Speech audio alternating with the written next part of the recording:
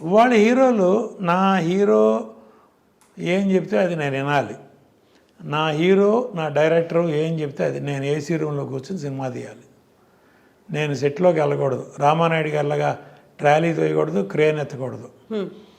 అటువంటి పరిస్థితిలో వాళ్ళ నిర్మాణ రంగం ఉంది. ప్రొడ్యూసర్ అంటే కేవలం ప్రొడ్యూసర్ డబ్బు పెడితే చాలు, మీ మేనేజర్కి సూట్ కేసు ఇచ్చి పంపండి, మేము సినిమా తీసి ఫస్ట్ కాపీ చూపిస్తాం.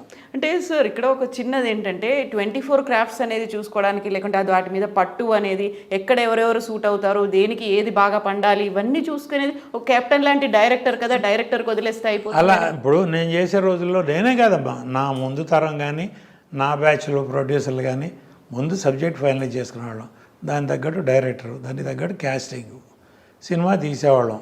అప్పుడు నేను సగం పెడితే నా డిస్ట్రిబ్యూటర్లు సగం పెట్టేవాళ్ళు. డిస్ట్రిబ్యూటర్లు అండర్ ప్రొడక్షన్లోనే కమిట్ అయ్యేవాళ్ళు, అడ్వాన్స్ ఇచ్చేవాళ్ళు. వాళ్ళకి షెడ్యూల్కి రష్ చేసి చూపించేవాళ్ళం.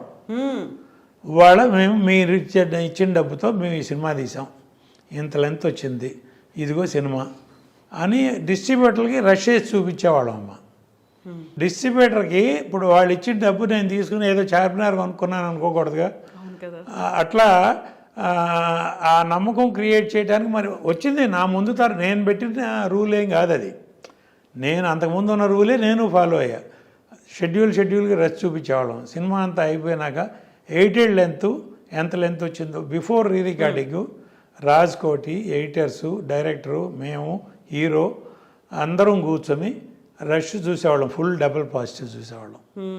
సినిమా చూసి ఏమన్నా యాడ్ చేయాలా, రీషూట్ చేయాలా, లేకపోతే ఏదైనా ట్రిమ్ చేయాలా, ఆ స్టేజ్లోనే ట్రిమ్మింగ్ అయిపోయేది. అయిన తర్వాత రీ రికార్డింగ్కి వెళ్ళేవాళ్ళం. ఆ తర్వాత ఎఫెక్ట్స్ ఫస్ట్ కాపీ. వాడు అసలు డైరెక్టర్ ఏం చేస్తున్నాడో, ఏం తీస్తున్నాడో, ఎక్కడ తీస్తున్నాడో, ఆ సినిమా ప్రొడక్షన్ ఎగ్జిక్యూటివ్ ఈపీ అంటారు ఇప్పుడు కొత్తగా. ప్రొడ్యూసర్ అయినా పెద్ద వీపీ, ఆయన ఒక ఈపీ, ఆయన పెట్టి సినిమా తీయాలి. ఇప్పుడు ఆ సినిమా ఎంత ఖర్చు అయిందో తెలియదు, నా సినిమా మీకు ఎంత బడ్జెట్లో తీస్తారనేది బడ్జెట్ అడగకూడదు డైరెక్టర్ని, కొంతమంది పెద్ద డైరెక్టర్ని. ఆయనకి కార్పొరేట్ పర్మిషన్ ఇవ్వాలి. ఆయన ఏం తీసిస్తాడో అది మన అదృష్టం, మహాప్రసాదం. ఒక కథ ఉందా లేదా, ఏం కథ తీస్తున్నాడు లేదు. ఒక డైరెక్టర్ వెళ్ళి ఒక హీరోకి కథ చెప్తాడమ్మా, హీరో ఓకే అంటాడు, వాళ్ళిద్దరూ కలిసి ప్రొడ్యూసర్ పిక్ చేస్తున్నారు. ఇప్పుడు ప్రొడ్యూసర్ వెళ్ళి హీరోకి లేకపోతే డైరెక్టర్కి అది పోయింది. మా కథ ఇక్కడ రివర్స్ టెండరింగ్లో డైరెక్టర్ వెళ్ళి హీరోకి కథ చెప్తే హీరో ప్రొడ్యూసర్ని పికప్ చేస్తాడు. నేను పలానా కథ విన్నాను, బాగుంది, మీరు వినండి, నచ్చితే మీరు చేయండి. కెపాసిటీ ఎవరికి ఉంది, ఆ ప్రొడ్యూసర్కి కెపాసిటీ ఉందా లేదా, ఎవరైతే సూటబుల్ ఆయన పికప్ చేస్తారు. ఇప్పుడు మళ్ళా ఆయన అన్ని రకాలుగా ఆలోచించి, ఇప్పుడు నా రోజుల నుంచి ఉన్నాయి, పలానా ప్రొడ్యూసర్ మనం డేట్లు ఇచ్చామంటే ఆ సినిమా కరెక్ట్గా అది తీయగలరా లేదా, సరిగ్గా మార్కెటింగ్ చేయగలరా లేదా అనే డౌట్ ఉండటంలో తప్పులేదు. అది ఎవరి కెరీర్ వాళ్ళు చూసుకునే రోజుల్లో. కానీ వాళ్ళు పిక్ చేయటమే ముందు ప్రొడ్యూసర్ని, పలానా ప్రొడ్యూసరు ఆహా పర్వాలా, ఈయనకి ఒక 5 కోట్లు 10 కోట్లు లాస్ వచ్చినా తట్టుకోగలడు అటువంటి వాళ్ళని పెడుతున్నారు. ఇప్పుడు సోకాళ్ళు ఇప్పుడు పలానా అని చెప్పకూడదమ్మా, వాళ్ళు డైరెక్టర్లు సినిమాలు తీస్తున్నారండి. ఇప్పుడు శంకర్ ఫర్ ఎగ్జాంపుల్ నేను చెప్తున్నా, నిన్న రిలీజ్ అయింది ఇండియన్, భారతీయుడు. ఆ రిపోర్ట్ ఏంటో నాకు తెలుసు. నేను సౌత్ ఇండియన్ ఫిల్మ్ ఛాంబర్లో ప్రెసిడెంట్గా ఉన్నప్పుడు లైకా ప్రొడక్షన్స్ వాళ్ళు ఆ శంకర్ మీద కంప్లైంట్ పెట్టారు. ఇది ఒక బడ్జెట్ మాకు రిటర్న్గా అగ్రిమెంట్ ఇచ్చి అనుకున్న బడ్జెట్ ఖర్చు అయిపోయింది, సినిమా 70% కూడా అవ్వలేదు, ఇంకా కంప్లీట్ చేయాలంటే నాకు కార్పొరేట్ పర్మిషన్ ఇస్తే కానీ నెక్స్ట్ షూటింగ్ ప్లాన్ చేయను అని కండిషన్ పెడితే ఆ ప్రొడ్యూసర్ లండన్ సుభాస్కర్ నాకు ఫోన్ చేసి ఇట్లా ఉంది, ఏం చేయాలంటే మరి ఏం చేయమంటారన్న, మేము కంప్లైంట్ పంపిస్తాం, మీరు టేకప్ చేయండి అన్నారు. చేశాను, వాళ్ళని పిలిపించాం, మాట్లాడాం. తర్వాత వాళ్ళు మళ్ళీ డైరెక్టర్తో గొడవ ఎందుకులే అని కాంప్రమైజ్ అయ్యి ఏదో ఒక బడ్జెట్ అనుకుని కంప్లీట్ చేసి, ఆ అనుకున్న బడ్జెట్లో కూడా అవలా. తర్వాత 236 కోట్లు అగ్రిమెంటు, 230 తర్వాత ఇంకొక 150 కోట్లు ఎక్స్ట్రా ఇచ్చేదట్టు ఆ సినిమా కంప్లీట్ చేయడానికి. అది కూడా అయిన తర్వాత ఇప్పుడు 600 దాకా అయిందని అంటున్నారు. అది అంతవరకు నిజం ఆ పెట్టిన నిర్మాతకు తెలియాలి, తీసిన దర్శకుడికి తెలియాలి. అలాంటి సినిమా 6 ఏళ్ళు పట్టిందమ్మా.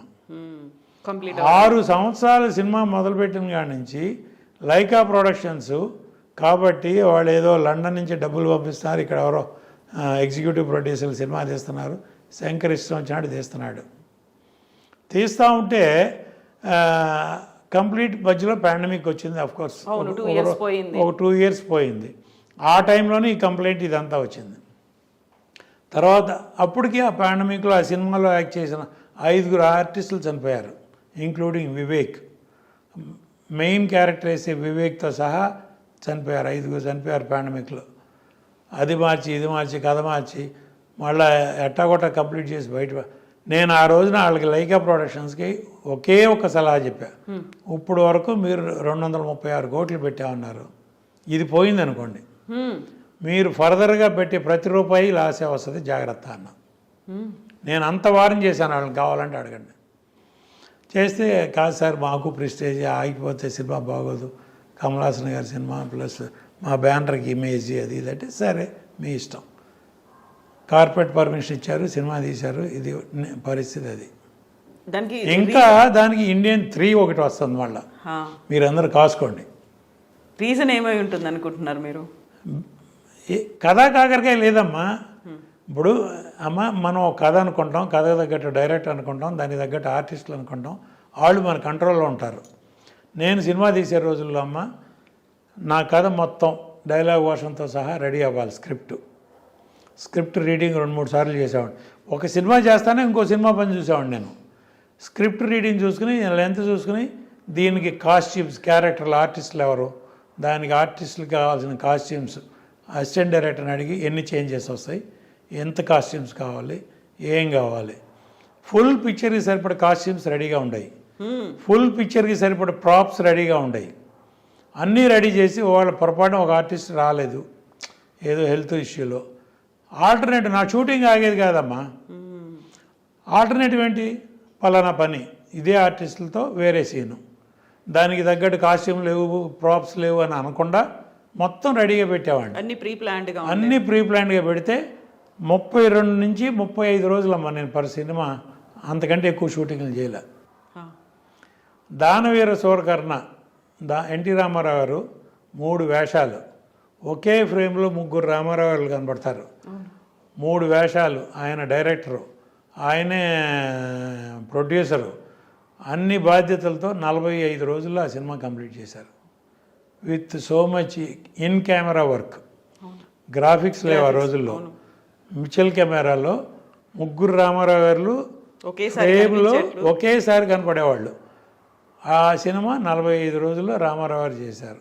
ఒక డెడికేషన్ అమ్మ. అదే ఇవాళ 6 సంవత్సరాలు కాదు 10 సంవత్సరాలు ఇవ్వండి ఎవరైనా తీయమని చూద్దాం.